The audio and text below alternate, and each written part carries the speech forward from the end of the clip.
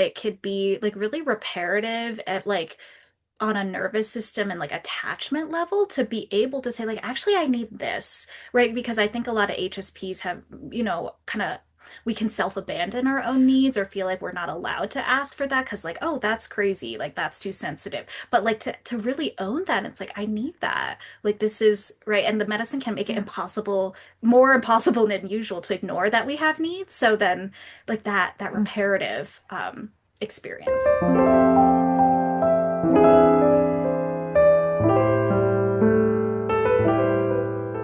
Welcome to Sensitive Stories. This episode is for educational purposes only and is not intended as a substitute for treatment with a mental health or medical professional. Let's dive in. Welcome, Liz, to the podcast. Thank you so much, April. I'm so happy to have you here today. I'm wondering if you could start off by sharing your HSP discovery story, how or when you realized that you're highly sensitive. Yeah, absolutely. So I would say I realized it at least several years ago. I don't know that there's like an exact moment or period of my life. And I was one of the people who grew up just being told I'm very sensitive, or why are you right? Like, why is this affecting you in this way? So it was the word sensitive was always in my orbit. And then sometime several years ago, I realized there was an actual HSP library and a term, and that just an entire community of people who also experience this. So that that was part of the discovery. Yeah, I love that it was always in your orbit. That is so Hmm. true that it's always around. We kind of have this sense that something might be a little bit different about me, but we don't Yeah. always have the language or realize that it's this framework, this trait. So yeah, it Yeah. makes sense that it was just always there in the background. Yeah. Um, and I know that a big support for you has been psychedelic work, and that's been part of your HSP unfolding. So I'm wondering if you Mhm. could share a little bit more about that. Yeah. I'd say that, I started to kind of encounter psychedelic medicines maybe in undergrad of my college years. And in recreational contexts, mostly, psychedelic assisted therapy wasn't really a thing Yeah. yet at that time. But as I was exploring my own personal relationship with psychedelic medicines, and though it was recreational, it was also very healing Mm. and therapeutic for me. I also was realizing how sensitive I was to the medicines, that I would be having experiences that seemed more intense than people around me. And not that it needs to be a competition of who's having the most intense experience, but that also clued me in that something in my wiring was just extra Yes. sensitive to things. Yeah, that resonates a lot for me because having also experimented with psychedelics in college, as you do. Yeah, right. Yeah, looking back, there was times where I was having a very different experience than friends. And sometimes it was profound and it was spiritual and it was very nourishing. And other times it was really intense and a little bit scary just because I was maybe dosing compared to what others were doing. But Mhm. having a more sensitive nervous system, being more attuned to the effects of it. Yeah. So I can really relate to that. And I'm glad that we're talking about this through an HSP lens, because as with anything, Mm. any treatment, resource, we usually need a different approach. So I think this is Mhm. going to be a really important conversation. And so when we're talking about psychedelics, can you tell us what you mean by that? Definitely. It's such a broad term. Right. And it can come with this mystery or even stigma or taboo. So Yeah. when I say psychedelics, I'm referring to psychoactive substances, and sometimes they are derived from natural plants or fungi in the earth. Sometimes they are synthetically derived in a lab that induce an altered state of consciousness for a period of time. And by altered state, I mean your emotions might feel more vivid or intense, or you're just feeling more than you usually do. Maybe your thought patterns are different. You start having new insights, or dots are connecting in a new way in your brain. Also, physical sensations in the body can feel different under the effects of a psychedelic medicine. sense of time and space and sense of self, right? All of it can Yeah. change. It's sort of like a dreaming state while you're waking. Mm. So, yeah, psychedelics could be any substance that induces that. And in the context of this conversation of like therapeutic psychedelic experiences, we might be thinking about cannabis, we might talk about ketamine. There's also psilocybin, also referred to as magic mushrooms. Those are some examples, but outside of a psychotherapy context, there's also this whole history of plant medicines across indigenous cultures like ayahuasca or San Pedro, Mm. peyote, iboga. Those are also psychedelic medicines. Yeah, so there's a wide menu of choices. Exactly. Yes. And I'm curious, so you mentioned recreational. So of course people are using all of these substances recreationally Mhm. without the support of a therapist, maybe just for fun or for personal exploration or for spiritual practices. What's the difference between recreational use and therapeutic use? What's Mhm. different there if you could shed some light on that Yeah. experience? Yeah.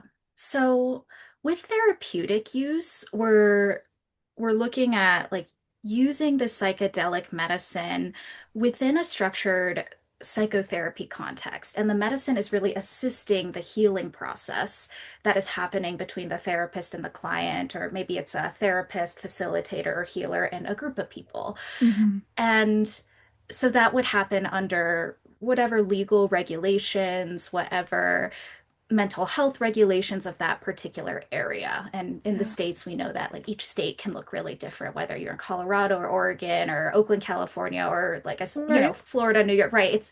The laws vary, the regulations vary. Yeah. So that's therapeutic use. And then recreational use is, we're doing it outside of the context of the therapy field. There, in therapeutic context, there is a medical provider. There's like a Mm-hmm. medical component as well. So you're getting like medically screened for the treatment. Whereas with recreational, it's kind of right. It could look like you're at a festival. It could look like you're Mm-hmm. with friends and in that safe friend environment, but it's not being facilitated in a structured way by like a therapist. Yeah. Right. Yeah, it's like Yeah. when you're doing this alongside a practitioner, for me, there's a safety there because there's a guide. Mhm. Because Yeah. having experimented recreationally, there were some scary moments where I realized I needed a support person and Mhm. there wasn't someone available. And that tipped it Yeah. over for me from maybe an intense, enjoyable experience to Yeah. intense, threatening experience. Threatening might be a strong word, but it was a very Yeah. different moment, not having kind of this the safety in place. And I know that's not true for everyone, but that was my personal Yeah. experience.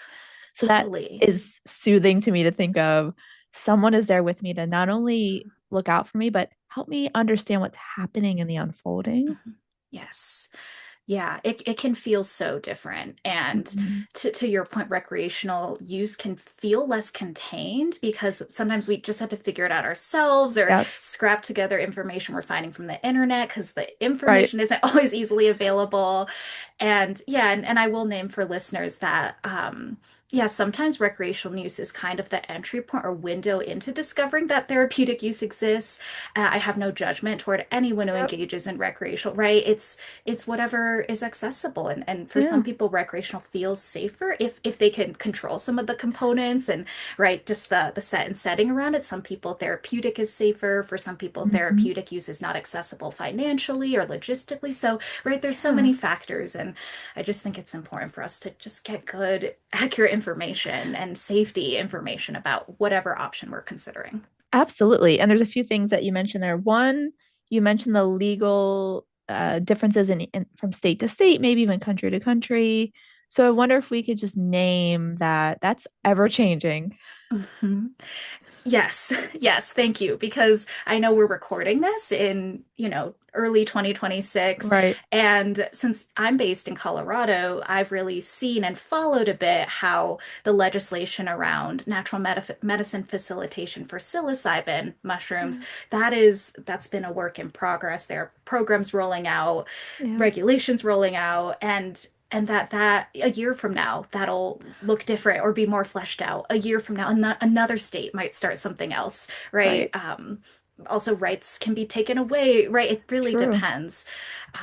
Yeah, so the US is its own situation. And then if we even look outside the US Mhm. at ceremonial use of some plant medicines, like ayahuasca centers in Peru, right? San Pedro ceremonies in Mhm. Ecuador, Colombia, Peru, that's operating under a whole other different system. Yeah, it's going to depend on where you are and what time you're in, Exactly. depending on Yeah. what's available and how it's available. And you mentioned also set and setting. So for Mhm. folks who aren't familiar with that, and because I think that's really important component of this, could you define what those are? Yeah. It's one of the kind of common vocabulary terms in the psychedelic therapy field as we're all just getting acquainted with the field Yeah. in its current form. So set and setting are the two things I really focus on when I'm preparing for a psychedelic experience or Mm, helping someone prepare. So set refers to like your internal state of mind. It's kind of short for mindset. mm, And setting refers to the environment, what everything that's happening around you, the external surroundings. So with set, we want to think about, am I like emotionally available for this yeah. experience? Am I able to be present? If I'm in a really busy period of my life or going through maybe just a really acute, right, like mental health experience, maybe that's not the best time for me to be then engaging in psychedelics because my set Yeah. just isn't quite there, Right. for example. I also think of set in terms of what intentions we're bringing into the experience. So I want to be mindful that I'm not using psychedelics just to escape my life or to numb out Mm, or dissociate from everything. I'm wanting to use it intentionally to connect with a part of myself, connect with right community or connect with a sense of purpose or right heart like right so that's set. And then setting might involve like who is going to be there in my experience, who is facilitating this if I'm going that route, where yeah. will it be, when will it be, also like the five senses, like Mm, what are the sight, sound, smells, taste, touch of this experience, and especially for HSP, making sure that that's actually going to accommodate your sensory needs in your nervous system. mm. So all of that, and of course, like what medicine you're using, right? How you're True. consuming it, that is part of the setting as well. Yeah. Absolutely. Yeah, there's all these factors that you can really be intentional about. And I hadn't heard that set is mindset. And I'm like, oh, yeah, that makes so much sense. That's such an easy way to remember it. Yeah, But yeah, exactly. how are you entering into the experience? That's really, really important. I've definitely seen that for myself. Yeah, so thank you Hmm. for that, just to bring in that consideration. So, as we're thinking about setting up the experience, how can we make sure that we're having a safe, meaningful process? Yeah. Yeah, that's such a big one. So how we can have a safe and meaningful experience. I think of the whole experience in three phases. One Mm, is the preparation phase, one is the actual journey, like the mm, time that you spend in that altered state of consciousness. mhm, And then there's the integration, everything that happens afterward. So, safety and like meaning and like what you want to get out of this, it starts from really the moment you decide you're going to do it.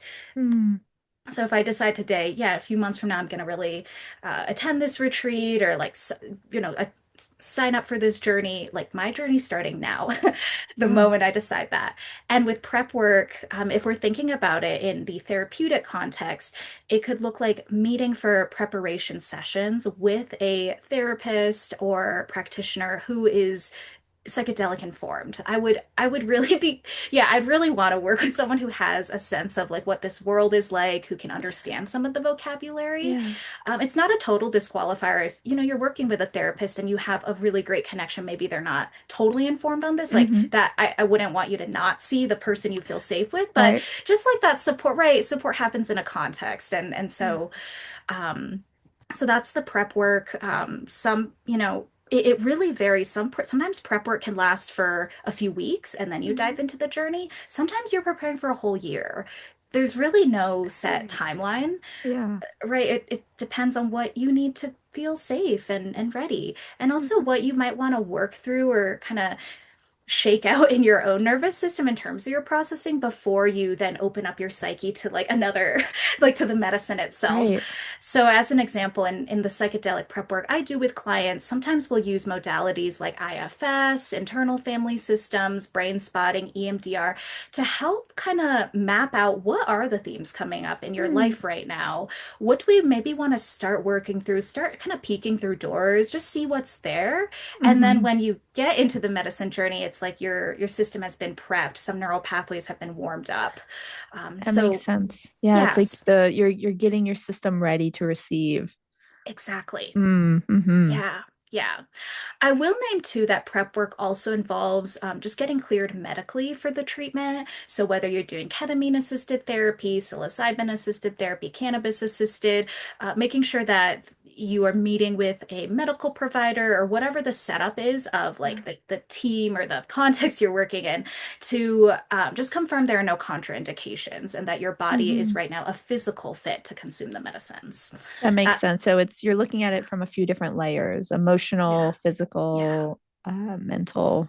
Exactly. Mm-hmm. Exactly. Yeah. Yeah. And psychologically, I would, make sure again that I'm not going through an acute mental health crisis at the moment. Sometimes folks who have a history of psychosis or schizophrenia or like significant, yeah, or like just are going through a significant mental health period, again, that might be a contraindication. So that's all the prep, right? There's so much that happens there. Yeah.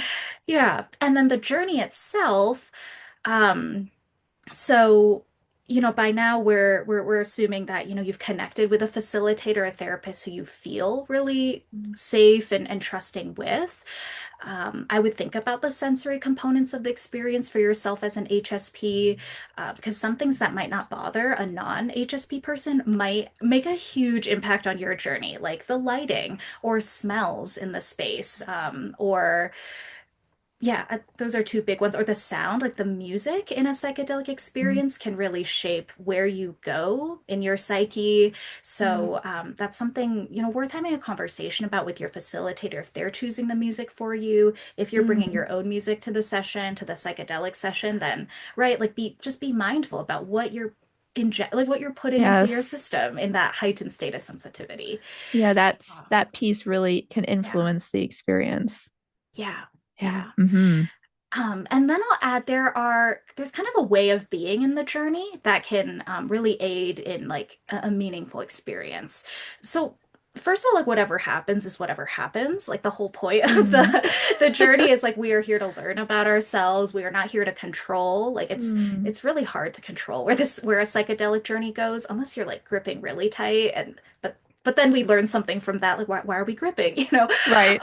and so kind of like Mm. right the intentionality of like being present with whatever happens, just receiving whatever information comes through, being open and curious, just following the Mm. kind of where your brain takes you, where your body kind of what your body's feeling in the moment. And so the journey itself might be anywhere between a couple hours if you're doing ketamine work to like a whole day or half a day if you're doing psilocybin work. It might look like a series of sessions or a series of treatments. Mm. Sometimes people will do like 2 to 3 cap sessions in a week at a certain cadence just to keep like compounding Mm. the benefits and the neuroplastic effects in the brain. Sometimes you do one journey and it's really powerful and profound Mm. and that's enough. So again, depending on what medicine you work with, how that plays out will look different. And then finally the integration piece, right? How do we bring safety and meaning into that? I would say, make sure you're doing integration work in some way, whether it's meeting for sessions with your therapist or practitioner, whether it's joining integration circles like groups that meet to debrief the experience, whether it's just journaling, making art about it, journaling about it, just making space in your life so that the journey you just had isn't just something that fades in the distance and it's like, oh, that was cool, or like something happened, but like it's like disjointed from Right. the rest of your life. How do we bridge that into how you want to live? How you want to live? Mm. Mm. Yeah, Yeah. it's a great question. Yeah. Yeah. So this process of the preparation, the preparation, the journey, the integration, it really aligns with an HSP experience because we like to process before, we like to take our Yes. time and soak it up, and then we like Yes. to reflect after. Mhm. So I really appreciate that that is part of the experience. It's very, even though the journey can be unknown, we at least know the structure. That Yeah, feels really exactly. supportive. Yeah. Yeah. I love that reflection of like, Mm. yeah, we have like in kind of boarding the plane and then get Yes. flying and then debarking. Yeah. Exactly. That's a Yeah. great metaphor. Yeah. That's exactly it. Yeah. Um, it sounds like obviously the setting is really important, the person that you're working with. So I have a couple of questions there. How do I find a provider? That's If I'm listening to this, I'm like, this might be something that I'm really interested. Obviously, if you have a therapist, you could ask them about it, or ask for a referral. But if I'm starting from scratch, are there places I can go to find a provider, or do I just Google? that's a great question. Google is certainly a place you could go. There are directories. Mm, The off the top of my head, I know that there's like the Third Wave directory, and mm, they'll include people who do prep work, integration work, and then journey work. mm, And some people do mm-hmm, some people do all. Currently, I only do prep and integration, and I'll refer someone mm, to someone else for the journey. There's also a directory on elemental psychedelics. mm, Their website. There's yeah, and lots of other like Polaris Institute. mm-hmm. So yeah, I'd say if you have a therapist, ask them for a referral because they Yep. know you best and they're kind of tapped into that Mm-hmm. clinical world. But if you are just starting from scratch, yeah, Google or look up some of the sites I named. Yeah. Yeah, thank you. And I'll put those in the show notes for folks. And Yeah. also, because there's quite a few options now. We've talked about CAP, which is ketamine assisted psychotherapy, psilocybin, mushrooms. Um, what else am I missing? Cannabis. But how do I know which is the right one to choose? Mhm. And Yeah. maybe there's some personal exploration, so you know that Mhm. okay, this works for my system. Mhm. Um, but I'm wondering, as you're talking with clients, is that a part of the conversation about Yeah. the medicine to work with? Yeah, absolutely. I'd say that sometimes the decision gets made for us if, for Mm, example, they're in an area where the psilocybin isn't legally yeah. available yet, whereas ketamine is more available across the Mm-hmm. US. So sometimes CAP, ketamine assisted psychotherapy, is the only option. Yeah. Within that, there are actually layers of options of whether you're gonna work with the ketamine sublingually, like it's a Mm-hmm. lozenge that you take in your mouth, whether it's intramuscular and it's like Mm-hmm. injected, whether it's IV, or right. So there are Yeah. variations of that. Usually for CAP therapeutic work, people are using the lozenge, the sublingual rapidly dissolving tablet Mm, under the tongue. But to answer the larger question, if we're like just imagine that we do have a few different options, cannabis, psilocybin, ketamine, I I do like to provide psychoeducation. What are some of the different effects? Because each medicine has their own personality. They're not like just like box A, box B, box C, right? So ketamine in its sublingual form. It's you would put it under your tongue, dissolve it for several minutes, spit it out, and then the effects of the medicine in that form might last, like an hour, mm-hmm. maybe a bit more. So then a cap session is between 1 to 3 hours if we want time to, right, again, do the board the plane, be in the Right. effects, and then debark. So I know a lot of really amazing therapists who do 3 hour intensives for cap or Mm, even longer. And the effects of that is it's really calming and relaxing for the nervous system.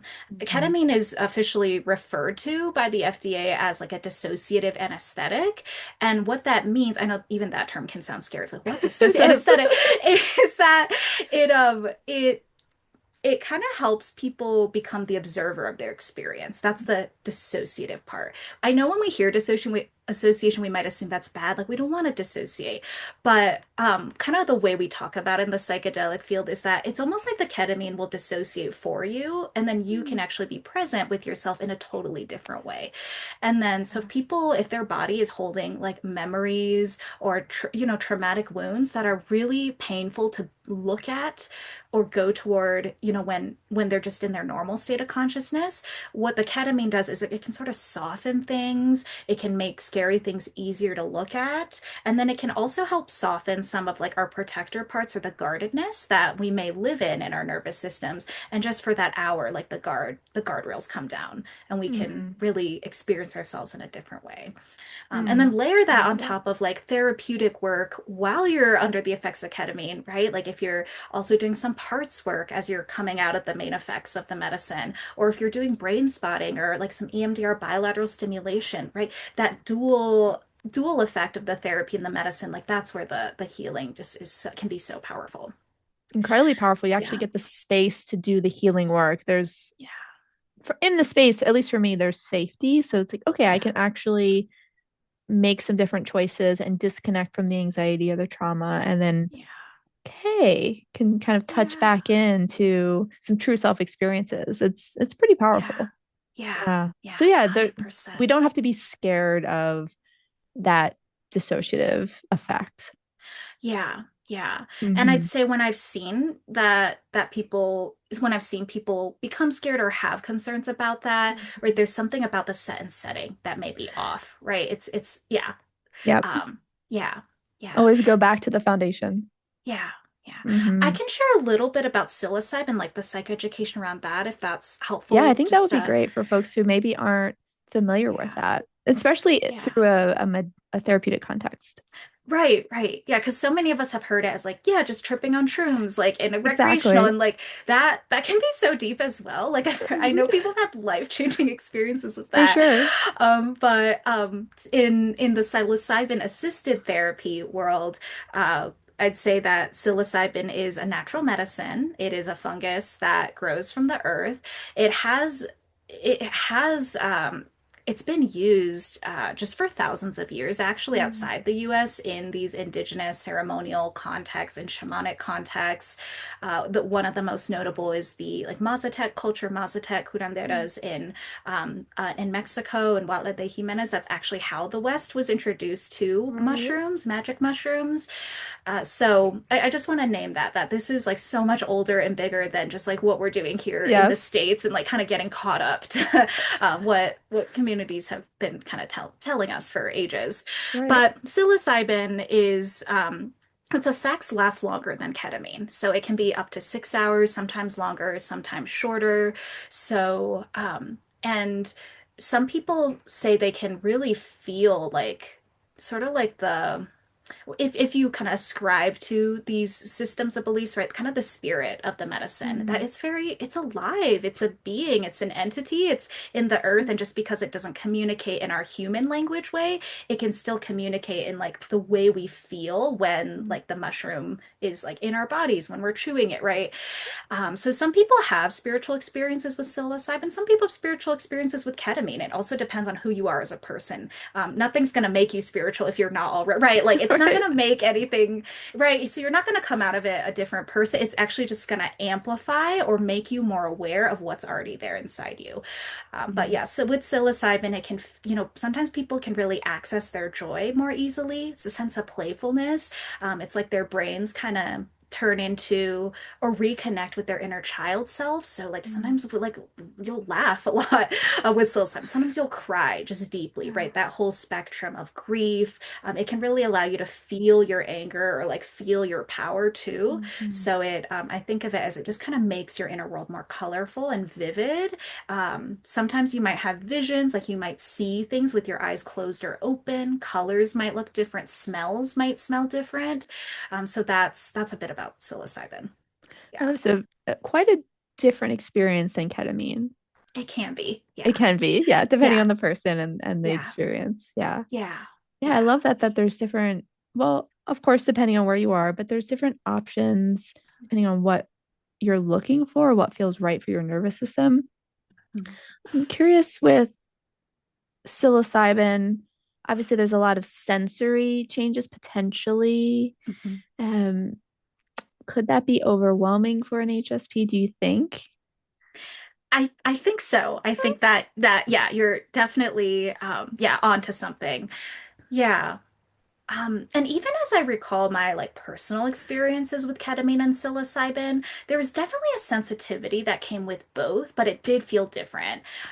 And so I guess what I'd say for any HSPs is that like if you already like have a strong reaction to a certain smell like peppermint, like you're gonna have an even stronger reaction on psilocybin to the peppermint, to give a really basic example.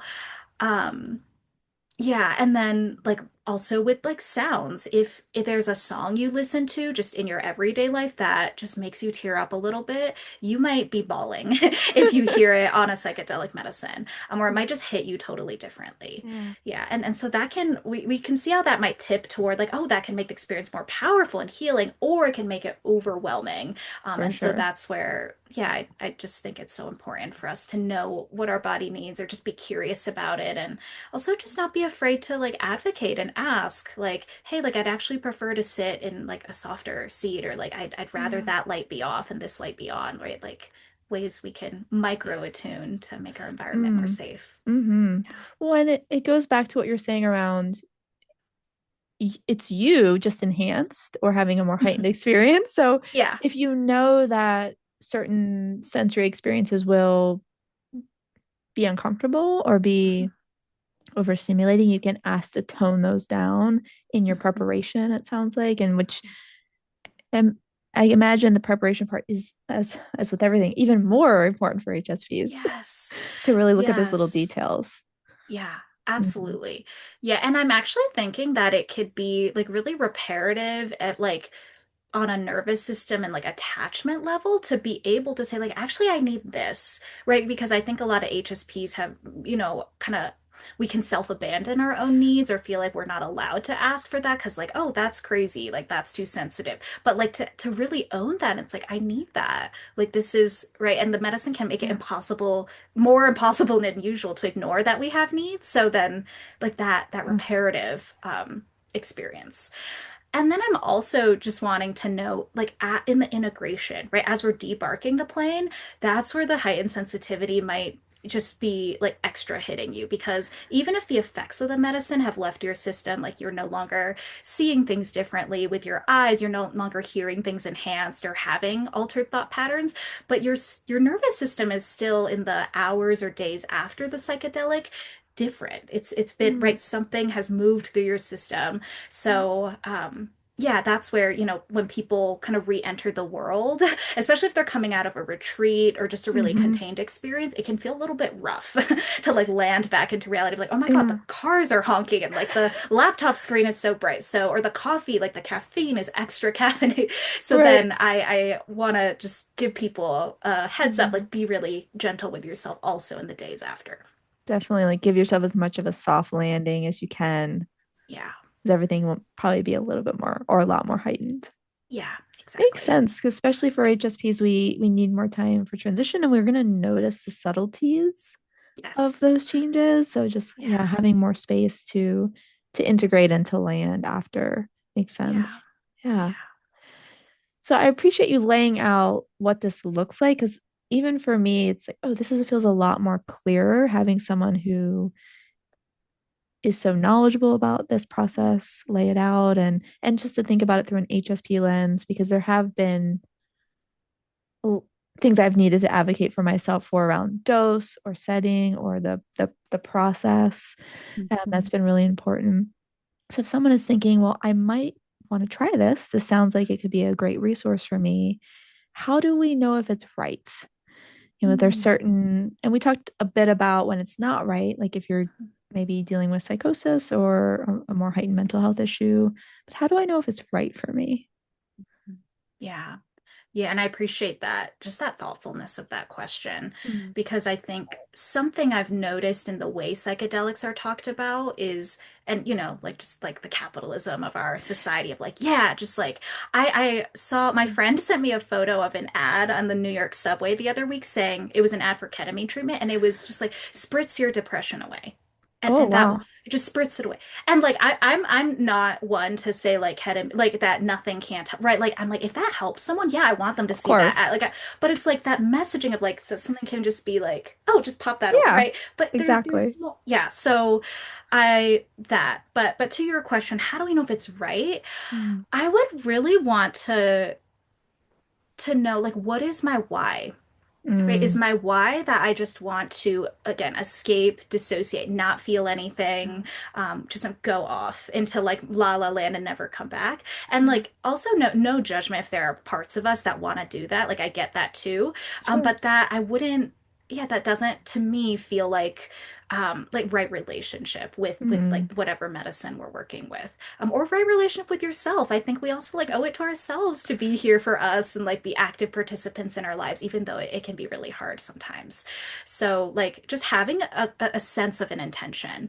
And I'm not saying we have to know exactly like what we're here to work on. Sometimes people just know like they've felt stuck forever and nothing else has really worked. And they're like, I need to work through this, but I don't, and like the first step is to figure out what I need to work through. Like that's okay too. That can be an entry mm, point. But it's really this energy of like, I'm going into this open to see what might happen, and not because I'm grasping on a certain outcome, like this will yeah, fix me or this will heal me or make me not broken. Because we're yeah. like, no one is broken anyway, but like Right. just so that we're not like using this modality to like reinforce narratives that like that narrative is harming us.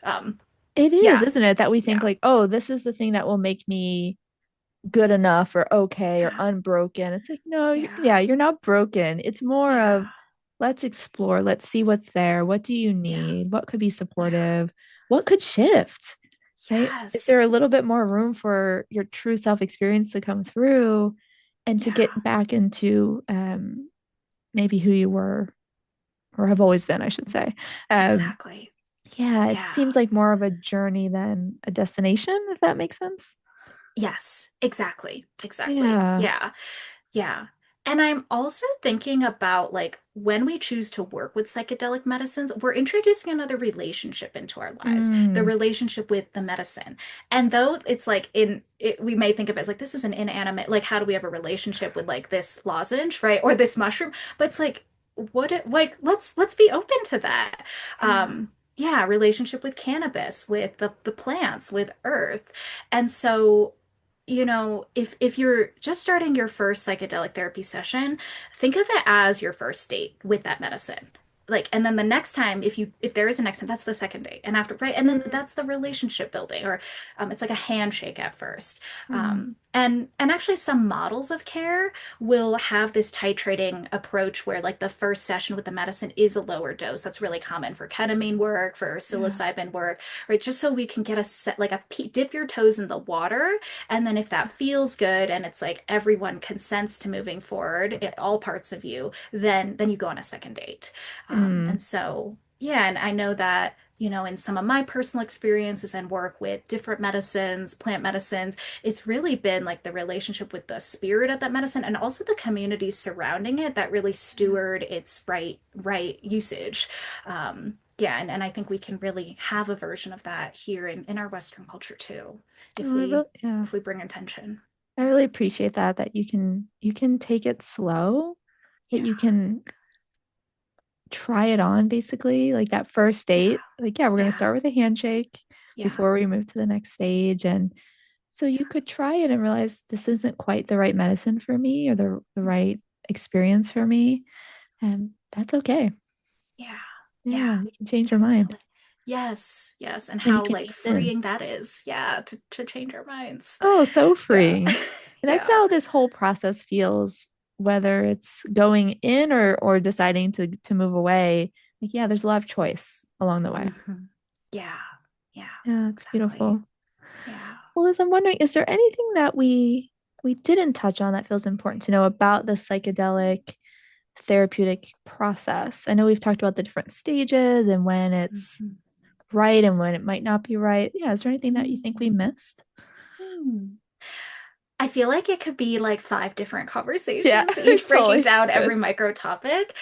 Um, I think if I were to kind of leave end with something, Mhm. especially in that HSP lens of like we can take it slow, we have choice, and also recognizing that the psychedelic field has had a history of harm. Like I really want to name that and like that. Yeah, we don't owe the field our trust. I think it needs to be Mm. earned, and I think that's why like if we choose to embark on this like yeah, just making sure we are connecting with the practitioners, the therapists, the guides that really feel safe for us. And to know that, like, especially for me as a practitioner in the field, I'm really wanting to hold the field to a very high standard and keep us all accountable to like just the harms that have happened. Like, we also need to recognize the context of like the war on drugs and what that has done Mm-hmm. to marginalized communities, and that those are wrongs that must be right, like repaired as well. Like this is all actually it's like everything is connected. So like I want to name that piece as well. And for the HSP, that like less can be more. Right? Mm. Like we feel the subtleties, we feel the nuances. I don't I never want anyone to feel like they have to chase the highest dose or the most intense high, because sometimes less is more. Yeah, less is more. Yeah. And I appreciate that bigger context of, you know, like you said, this medicine has been passed down from different cultures through generations, Mhm. and we're still learning about it in this modern context when it's Mhm. being regulated. And it is really important to find a provider that you feel safe with, that you feel like you can trust, especially as Yeah. it is new in the US through the therapy lens. So just Mhm. taking a moment to check in with who you're working Yeah. with and see if Yeah. this is the right setting for me. Yeah. Yeah, and advocating, for me, I started with half of the lowest dose, Nice. Yeah. and that was right for me. Yes. So just to know, like, you might have a different need, and that's okay. And Yeah. there's now research that HSPs are more not reactive, but responsive to Mhm. medication. So we're starting to see Mhm. actual research about that now, Oh, which is cool. exciting. Yeah. So you can trust that if your body is Yeah. saying, I need Yes. something less, it's okay. Yes. Yeah, Yes. lots of Yeah. room. Yeah. Yeah. Well, Liz, thank you so much. I'm really excited for this conversation. As I said, I think it's a really important one. So, because HSPs, we are more attuned to these subtler natural medicines. Mhm. I think it's really important to be able to think about this through that lens and consider it as a resource Yes. in a Yeah. safe way. So yeah, Yeah. I'm wondering if you'd like to share a little bit more about if folks want to work with you. Obviously, I'll share all the resources in the show notes along with your website, your Instagram, and I know you have a free prep and integration guide. We'll make sure to include that as well. But if anyone wants to work with you, could you tell them a little bit more about that? Yeah, for sure. So I offer psychedelic prep and integration sessions for folks. And then I can always connect you with a practitioner, therapist, or guide whom I really trust if you're looking for support, with like if you're looking for someone to do the journey with. And so my services are available in Colorado as therapy services. And then I also provide psychedelic integration coaching for folks outside of Colorado worldwide. So different Cool. options to work with me. And it can look short term, like a series of psychoeducation prep sessions if you're just kind of figuring things out, Mm, or it can look longer term if you're wanting someone to kind of hold you through all the different phases. Yeah. beautiful. Yeah. Yeah, And that thank free you. guide for anyone who wants it. Yeah, Yeah. that's a great place to start, just Yeah. to start the very early stages of that prep process, that Yeah. exploration. Yeah. Beautiful. Yeah. Thank you so much, Liz. So welcome.